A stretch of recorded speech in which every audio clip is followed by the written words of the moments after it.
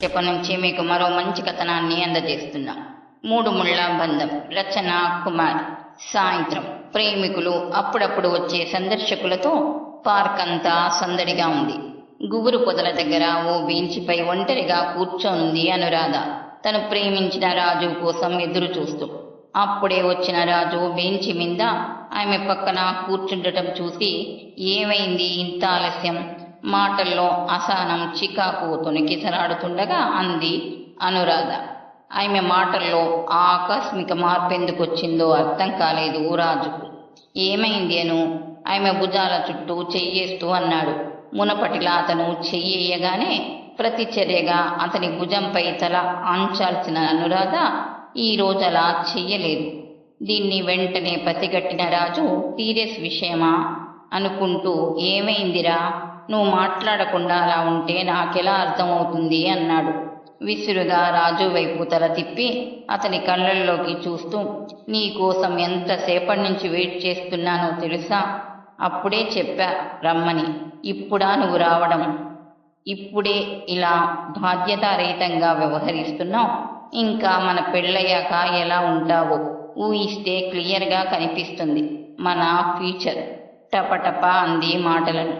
అనురాధ నుండి ఊహించిన ఆ స్పందనకు రాజుకి నోట మాట రాలేదు. ఏంటి, ఏం మాట్లాడావు? తిరిగి తనే అడిగింది. నువ్వు ఆలస్యంగా ఎన్నిసార్లు రాలేదు అను? నేనలాగే అన్నానా?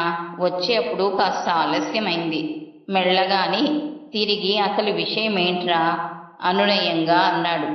అప్పటి వరకు తమ పెళ్లి తిరగదన్న నిరాశతో కోపంలో ఉన్న అనురాధ రాజు అనునయంగా మాట్లాడేసరికి కోపం కాస్త మాయమవుతుంటే నీరసంగా రాజు భుజంపై తలానిచ్చి, అంతా అయిపోయిందిరా, మన పెళ్ళి జరగదు అంది. భుజంపై తల పెట్టిందంటే కోపం పోయినట్టే అని మురిశాడు రాజు. కానీ అంతలోనే బాంబులా పేలిన అనురాధ మాటలకు అదిరిపడుతూ వాట్ అని అరిచాడు.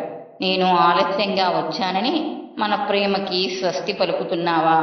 ఇది అన్యాయమను, చాలా అన్యాయం కోపంగా అన్నాడు. హేహే ఆపు. నువ్వు లేటుగా వచ్చావని కాదు, స్టడీగా కూర్చుంటూ. మరి నాన్న ఒప్పుకోరని అంత ఖచ్చితంగా నీకెలా తెలుసు? నీకు తెలుసుగా, మనిద్దరి కులాలు వేరని. నాన్న ఒప్పుకోరు రాజు. ఎన్నో సినిమా చూశాం, అందులో హీరో హీరోయిన్లు ప్రేమించి పెళ్లి చేసుకుంటారు. ఆ సినిమా చూసి ఇలాంటి సినిమాలు చూసే పిల్లలు పాడైపోతున్నారు. ప్రేమించుకుంటున్నాం, గీమించుకుంటున్నాం అనే వాళ్ళని నరికి పోగులు పెట్టాలి. అప్పుడు గాని ఇంకెవరు ప్రేమ జోలికి పోరు అన్నారు నాన్న చాలా కోపంగా. ఇంకా మన విషయం తెలిస్తే నాన్న రియాక్షన్ ఎలా ఉంటుందో ఊహిస్తేనే భయం వేస్తుందిరా. అసలు విషయాన్ని చెప్పింది అనురాధ తేలిగ్గా నిట్టూరుస్తూ. ఓ, ఇంత దానికేనా? సినిమా చూసి ఏదో ఆవేశంలో అనుంటారులే. నువ్వు దీన్నే సీరియస్గా తీసుకుని మీ నాన్నే మన పెళ్ళి వద్దన్నట్టు డిసిషన్ తీసుకొని విడిపోదామంటే ఎలారా అన్నాడు. నీకు తెలియదురా, నాన్న గురించి నాకు బాగా తెలుసు. ఒకసారి ఏదైనా మాట అన్నాడంటే అన్నట్టే చేస్తారు అని రాజు కళ్ళల్లోకి చూస్తూ, నాకంటే ఎక్కువ నిన్నే ప్రేమిస్తున్నాను రాజు. నీకేదైనా జరగకూడనిది జరిగితే నేను తట్టుకోలేను. అందుకే ప్లీజ్ మనం విడిపోదాం. విడిపోవడమే అటు నీకు ఇటు నాకు మంచిది అంది. అను, ఏం మాట్లాడుతున్నావు అని ఇంకేదో అనబోతున్న రాజు మాటల్ని అడ్డుకుంటూ, ఇంకా మాట్లాడి ప్రయోజనం లేదు రాజు, నేను బయలుదేరుతున్నా అని లేచింది. నడుస్తూ, ఇంకా నన్ను మర్చిపోరాజు అంది బుగ్గల మీద జారుతున్న కన్నీళ్లని తుడుచుకుంటూ. రాజు అనురాధకి వినపడేటట్టు గట్టిగా అరుస్తూ, మన పెళ్లికి మీ నాన్న ఒప్పుకుంటే నీకు ఓకేనా అన్నాడు. వేగంగా అడుగులేస్తున్న అనురాధ ముఖంలో ఆనందం. నడక ఆపి తల తిప్పి రాజు వైపు చూసింది. అతని వైపు ఆరాధనగా చూస్తూ తలూపింది ఓకే అన్నట్టు. కానీ అంతలోనే తండ్రి గుర్తొచ్చి నిరాశతో అక్కడి నుంచి వెళ్ళిపోయింది. మరుసటి రోజు ఉదయం సమయం 7 గంటలు కావస్తుంది. ఏదో పని మీద వాకిట్లోకి వచ్చిన పూర్ణిమ యథాతథంగా చుట్టూ చూసింది. ఇంటి ముంగిళ్ళలో రోడ్డు మీద జనాలు ఏదో గుసగుసగా మాట్లాడుకుంటూ ఎదురింటి సత్యనారాయణ ఇంటి వైపు చూస్తున్నారు. ఏమైందో అర్థం కాలేదు పూర్ణిమకి. పక్కింట్లోకి వెళ్తున్న పని మనిషి లీలా కనపడగానే లీలా అంటూ పిలిచింది. ఏంటమ్మా అంటూ వచ్చింది లీలా. ఏమైంది? వీధిలో జనాలందరూ ఏదో మాట్లాడుకుంటున్నారు చిన్నగా అడిగింది పూర్ణిమ ముక్కు మీద వేలేసుకుంటూ. మీకు తెలియదా అమ్మా, ఎదురింటి సత్యనారాయణ కూతురు వాణి లేదు, ఆ పిల్ల లేచిపోయిందంట అంది. పూర్ణిమ అది వినగానే అవునా అంటూ నోరెళ్ళబెట్టింది. ఎవరినో కులంగాని పిల్లగాన్ని ప్రేమించిందంట. ఇంట్లో చెప్తే తల్లిదండ్రులు ఒప్పుకోలేదట. ఇంకేముంది, తెల్లారి లేవగానే ఆ పిల్లగానితో లేచిపోయింది చెప్పింది లీలా. ఏం మాయరోగం వచ్చిందా పిల్లకి అంటున్న పూర్ణిమ గుమ్మంలో అలికిడవడంతో వెనుతిరిగి చూసింది. ఎప్పుడొచ్చాడో తెలియదు గాని గుమ్మంలో నిలబడ్డాడు ఆమె భర్త రాధారాం. సరే లీలా, నువ్వెళ్ళు అని వెనుతిరిగి భర్త దగ్గరికి వచ్చింది. ఇది విన్నారు అంటూ లీలా చెప్పిందంతా చెప్పి, అంత పని చేసిందంటండి ఆ పిల్ల. లక్షణంగా ఉండేది. చీచి, ఇంతకీ బరి తెగిస్తుందనుకోలేదు అంది భర్తతో. సత్యనారాయణ రాధారాం చిన్ననాటి మిత్రుడు. అంతా విన్న రాధారాం క్షణం కూడా అక్కడ నిలబడలేకపోయాడు. నారాయణ ఇంటికెళ్ళొస్తానుండు అంటూ తక్షణమే అక్కడి నుండి కదిలాడు. ఏదో లోలోన గొనుక్కుంటూ ఇంట్లోకి నడిచింది పూర్ణిమ. స్నేహితుడితో మాట్లాడి గుమ్మం దాటుతున్న రాధారాంకి అటు రోడ్డు మీద మాట్లాడుకుంటూ వెళుతున్న వారి మాటలు వినపడ్డాయి. కూతురు గురించి గొప్పలు పోయేవాడుగా, చదువులో ఫస్ట్, దాంట్లో ఫస్ట్ అని లేచిపోవడంలో కూడా ఫస్ట్ అయింది ఈ గల్లీలో అనడం, దాంతో మిగతా వాళ్లంతా కొల్లున నవ్వడం రాధారాం వెనకే వచ్చిన సత్యనారాయణ విన్నాడు. వాళ్ల మాటలు భరించలేక మౌనంగా లోపలికి వెళ్ళిపోయాడు. వాళ్ళన్న మాటలకు అవమానంతో మిత్రుడు ఇంట్లోకి వెళ్లడం చూసి తట్టుకోలేకపోయింది రాధారాం హృదయం. చీచి, ఏం మనుషులు వీళ్ళు! కూతురు చేసిన పని కంటే వీళ్ల మాటలే వాణ్ణి ఎక్కువ కృంగదీస్తున్నాయి. కూతురు చేసిన దానికి తండ్రి తలదించుకోవలసిన పరిస్థితి వచ్చింది. కర్మ అనుకుంటూ తమ ఇంటి వైపు బయలుదేరాడు. సోఫాలో కూర్చున్న భర్తతో వెళ్ళారా అడిగింది పూర్ణిమ. ఊ అంటూ ఇందాక బయట జరిగింది చెప్పి, తప్పంతా పిల్లదే. కులంగాని వాణ్ణి ప్రేమించడమే కాకుండా వాడితో లేచిపోయి చాలా పెద్ద తప్పు చేసింది. తల్లిదండ్రులను బయట ముఖమెత్తుకుని తిరగనివ్వకుండా చేసింది. అయినా ఆ పిల్లనని ఏం లాభం? మాయ మాటలు చెప్పి ఆ పిల్లని వలలో వేసుకున్న ఆ వెధవని 4 తన్నాలి ముందు అన్నాడు కోపంగా. అనురాధకి రాజు ఫోన్ చేసి ఇవాళ ఆమె నాన్నతో తమ పెళ్లి గురించి మాట్లాడతానని చెప్పాడు. ఆ ఆనందంలో హాల్లోకి వచ్చిన ఆమెకి ఎదురింటి వాణి విషయంలో తండ్రి అంటున్న మాటలను వినగానే గుండె జారినట్టయింది. సమయం 8:30. బ్రేక్ఫాస్ట్ ముగించి టేబుల్ ముందు నుండి లేస్తుండగా రాధారాం మొబైలు మోగింది. వాష్ బేసిన్లో త్వరగా చేయి కడుక్కొని ఫోన్ రిసీవ్ చేశాడు. రాధారాం ముఖం సీరియస్గా మారడంతో పూర్ణిమ అనురాధ తినడం ఆపి అతన్నే చూస్తున్నారు. కాల్ కట్ చేసి, పూర్ణిమ నేను వెళ్తున్నా అంటూ వేగంగా గుమ్మం దగ్గరికి వెళ్ళి చెప్పులేసుకున్నాడు. ఎవరండి ఫోన్లో అర్థం కాక అడిగింది పూర్ణిమ. సత్యనారాయణ అంటూ క్షణం కూడా ఆలస్యం చేయకుండా అక్కడి నుంచి బయలుదేరాడు. తండ్రి వెళ్ళాక ఏమైందమ్మా, నాన్నలా వెళ్ళాడు అమాయకంగా అడిగింది అనురాధ. ఆ పిల్లని ఎత్తికెళ్లిన వాడు దొరికినట్టున్నాడు. వాణ్ణి 4 తన్నడానికి వెళ్ళినట్టున్నారు మీ నాన్న ఆయన స్నేహితులు ఊహించి అంది పూర్ణిమ. ఆ మాట వినగానే అనురాధ గుండెల్లో రైళ్లు పరిగెత్తాయి. దడతో తింటున్న ఇడ్లీ గొంతులోకి దిగలేదు. గడియారంలో టైం వేగంగా గడిచిపోతుంది. సమయం మధ్యాహ్నం 1:30కు ఇంటికొచ్చాడు రాధారాం. అతనొచ్చే వరకు హాల్లోనే కూర్చుంది అనురాధ. సోఫాలో కూర్చుంటూ ఎప్పటినుంచి ప్రేమిస్తున్నావు రాజును అన్నాడు రాధారాం అనురాధతో. అతని మాటలు కొరడా జులిపిచ్చినట్టుగా తాకాయి అనురాధను. ఉలిక్కి పడింది. ఊహించలేదు తండ్రి నుండి ఆ ప్రశ్న. భర్త గొంతు విని హాల్లోకొచ్చింది పూర్ణిమ.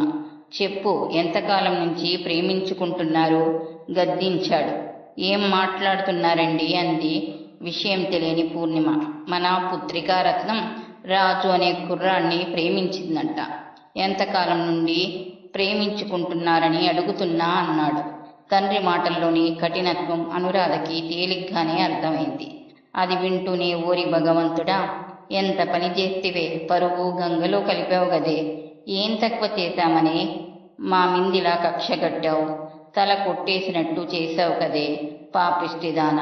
కూతురి నెత్తి మీద టొంగలు పొడిచి ఏడుస్తూ నేల మీద చతికిలపడి కూర్చుండిపోయింది పూర్ణిమ. మాటలు రానట్టు బిగుసుకుపోయింది అనురాధ భయంతో. నెల గడిచేలోపు అనురాధకి పెళ్లి చేసి అత్తవారింటికి పంపించేశారు రాధారాం పూర్ణిమలు. ఆ రోజు సాయంత్రం ఎప్పట్లానే కాఫీ కప్పు తెచ్చిచ్చి భర్తకెదురుగా కూర్చుంది పూర్ణిమ. ఏం ఆలోచిస్తున్నారండి అంది. ఏం లేదు, అనురాధ గుర్తొచ్చింది అన్నాడు కాఫీ కప్పు పెదాల కానిచ్చుకుంటూ. అది కట్టుకున్న వాడితో సుఖంగా ఉంటే అదే చాలండి అంది కూతుర్ని జ్ఞాపకం చేసుకుంటూ. ఏదో గుర్తు రావడంతో నా డైరీ పెన్ను తీసుకురా అన్నాడు కాఫీ తాగి కప్పును టేబుల్ మీద పెడుతూ. లేచెల్లి తీసుకొచ్చింది పూర్ణిమ. దీన్ని ముట్టి నెల దాటుతుంది అనుకుంటూ డైరీ తెరిచాడు. ఒక్కొక్కటిగా జరిగిన సంఘటనలన్నీ గుర్తొచ్చాయి రాధారాంకి. వాటిని అక్షరాలుగా మలిచి డైరీలో రాయడం మొదలుపెట్టాడు. అందరిలా ఆలోచించే తండ్రిని నేను కూడా, కానీ నా ఆలోచన మారింది అని రాసే కంటే ఓ సంఘటన మార్చిందని రాయడం కరెక్ట్. వాని కులం కాని అబ్బాయిని ప్రేమించి లేచిపోయిందని తెలిసినప్పుడు ఆ పిల్ల తల్లిదండ్రులు ఎంత బాధపడ్డారో, బాధతో వాళ్ళని ఎంత దూషించారో కళ్ళారా చూసిన నాకే తెలుసు. కులము మతము అంటూ వీటినే చూస్తూ కనిపెంచిన పిల్లను వదులుకోవడానికి కూడా సిద్ధపడ్డా వాని ఆమెను ప్రేమించిన అబ్బాయి తల్లిదండ్రులకి ఆ రోజు ఓ కాల్ వచ్చింది. ఆ ప్రేమ జంట విషం తాగి ఆత్మహత్యకు పాల్పడిందని, ప్రస్తుతం వాళ్ళు ఆసుపత్రిలో ఉన్నారని. ఆ కాలు ఎవరు చేశారో ఎందుకు చేశారో తెలియదు, కానీ ఆ దేవుడే చేయించాడనిపించింది నాకు ఫోన్ చేసి ఇంటికి రమ్మన్నాడు నారాయణ. వాని ఆత్మహత్యకు పాల్పడిందని విన్న నాకే బాధ అనిపిస్తే కనిపెంచిన ఆ తల్లిదండ్రులు ఎంత బాధపడి ఉండాలి. వాళ్లను చూస్తే నా గుండె తరుక్కుపోయింది. ఎంతగా ఏడ్చారో, పాలిపోయి ఉన్నాయి వాళ్ల ముఖాలు. అప్పుడు వాడు నాతో, ఒరే, వాణి చేసిన పనికి కోపం వచ్చిన మాట నిజమే, కానీ అది ఇంత అఘాయిత్యానికి ఒడిగడుతుందనుకోలేదురా. పరువు ప్రతిష్ట, కులాలు మతాలు అంటూ నా కూతుర్ని దూరం చేసుకున్నాను కదరా. ఒరే, నాకు నా కూతురు కావాలిరా. చిన్న పిల్లాడిలా ఏడుస్తూ అన్న వాడి మాటలు నా గుండెల్ని కదిలించాయి. మేమంతా హాస్పిటల్కి వెళ్ళేసరికి వాణి ప్రేమించిన అబ్బాయి తల్లిదండ్రులు ఉన్నారు.